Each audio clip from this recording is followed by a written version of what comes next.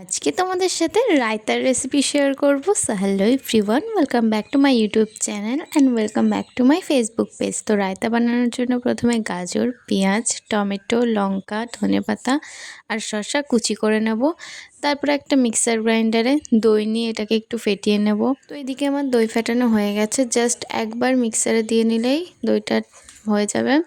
তারপর একটা বড় পাত্রের মধ্যে একে একে গাজর কুচি, শসা কুচি, পেঁয়াজ কুচি, টমেটো কুচি, লঙ্কা কুচি আর ধনেপাতা কুচি নিয়ে নেব। তারপর একে একে এর মধ্যে সমস্ত রকম মশলা দিয়ে দেবো। প্রথমে দেবো বিট লবণ, তারপরে দেবো চাট মশলা, তারপরে দেবো গরম মশলা, তারপরে দেবো সামান্য চিনি, দিয়ে দইটাকে ঢেলে দেবো। এবার একটা চামচের সাহায্যে অনেকটা সময় ধরে এটাকে মিশিয়ে নিতে হবে। তো দেখো আমার রায়তা তৈরি হয়ে গেছে। কেমন লাগলো রেসিপিটা অবশ্যই কমেন্টে জানিও। ভালো লাগলে একটা লাইক করে দিও, আর চ্যানেলে নতুন হয়ে থাকলে চ্যানেলটিকে সাবস্ক্রাইব করে দিও, আর ফেসবুক পেজটাকে ফলো করে দিও। আজকের মতো টাটা, দেখা হচ্ছে নেক্সট ভিডিওতে।